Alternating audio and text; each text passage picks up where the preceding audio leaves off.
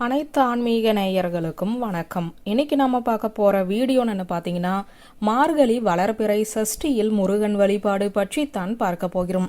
மாலை நேரத்தில் நிலைவாசல் கதவை திறந்து வைத்தால் கொசுதான் படையெடுத்து நிலைவாசலுக்கு வருகிறது. பணம் எங்கே வருகிறது என்று நீங்கள் சிந்திப்பது நன்றாக புரிகிறது. ஆனால் நாளைய தினம் முருகனுக்கு உகந்த சஷ்டி திதி மார்கழி மாதம் 21ஆம் தேதி ஜனவரி 5ஆம் தேதி ஞாயிற்றுக்கிழமையோடு சேர்ந்து இந்த வளர்பிறை சஷ்டி திதியானது வந்திருக்கிறது.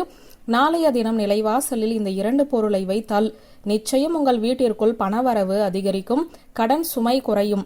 நாளைய தினம் செய்ய வேண்டிய முருகர் வழிபாடு, செய்ய வேண்டிய பரிகாரம் பற்றிய முழு தகவலைத்தான் இன்று நாம் பார்க்க போகிறோம்.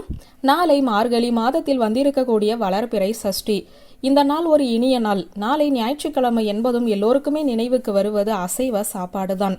நாளை ஒரு நாள் அசைவ சாப்பாட்டை தவிர்த்துவிட்டு முருகனை வழிபாடு செய்து பாருங்கள். கிடைக்கும் நிம்மதி வானளவு இருக்கும். நாளை காலையில் எழுந்து சுத்தபத்தமாக குளித்துவிடவும், பூஜை அறையில் விளக்கேற்றி வைத்துவிட்டு விரதம் இருப்பவர்கள் இருக்கலாம். நாளை மாலை 6 மணிக்கு பூஜை அறையில் முருகப்பெருமானுக்கு விளக்கேற்றி 2 வாழைப்பழம் நெய்வேத்தியமாக வைத்துவிடுங்கள். 2 மண் அகல் விளக்குகளை எடுத்துக்கொள்ளுங்கள்.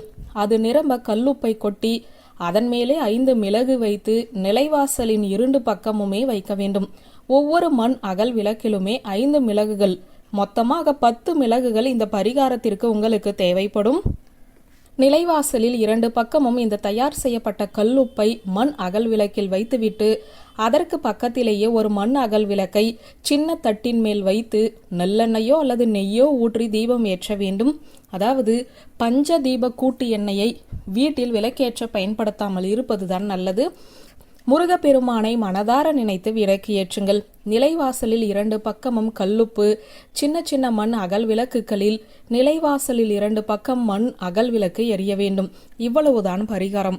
பிறகு பூஜை அறையில் விளக்கேற்றி முருகப்பெருமானுக்கு நெய்வேத்தியம் செய்து வைத்து கற்பூர தீபதூப ஆராதனைகளை காண்பித்து விரதத்தை நிறைவு செய்து கொள்ளுங்கள்.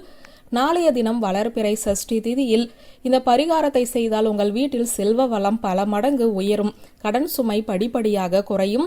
இந்த பரிகாரத்தை சஷ்டி திதியன்று ஞாயிற்றுக்கிழமை மாலை செய்கிறீர்கள். ஞாயிற்றுக்கிழமை மாலை நிலைவாசலில் விளக்கும் ஏற்றிவிட்டீர்கள். விளக்கு எரிந்து குளிர்ந்து விட்டது. அந்த எரிந்து முடிந்த விளக்கை மட்டும் எடுத்து வீட்டிற்குள் வைத்துக் கொள்ளலாம். ஆனால் மண் அகல் விளக்கில் வைத்த கல்லுப்பு மிளகு இருக்கிறதல்லவா, அதை எடுக்கக்கூடாது. ஞாயிறு மாலை, திங்கள் மாலை, செவ்வாய்க்கிழமை மாலை, அந்த 3 நாட்களுமே அந்த கல்லுப்பு உங்களுடைய வீட்டு நிலைவாசல் படியில் தான் இருக்க வேண்டும். செவ்வாய்க்கிழமை இரவு 8 மணியிலிருந்து 9 மணிக்குள்ளாக இந்த பாத்திரத்தில் ஒரு பாத்திரத்தில் சுத்தமான தண்ணீரை எடுத்து இந்த அகல் விளக்கில் போட்டு வைத்திருக்கும் உப்பையும் மிளகையும் அதில் கொட்டி உங்கள் கையாலேயே கரைத்து விடுங்கள். என்னுடைய கஷ்டங்கள் எல்லாம், பண கஷ்டம் எல்லாம் என்னை விட்டு விலகிச் செல்ல வேண்டும், பணவரவு அதிகரிக்க வேண்டும் என்று முருகனை நினைத்து பிரார்த்தனை செய்து கொள்ளுங்கள். அந்த தண்ணீரில் மிளகு மட்டும் கரையாது. இதை அப்படியே எடுத்து கால்படாத இடத்தில், மண் பாங்கான இடத்தில் ஊற்றிவிடுங்கள்.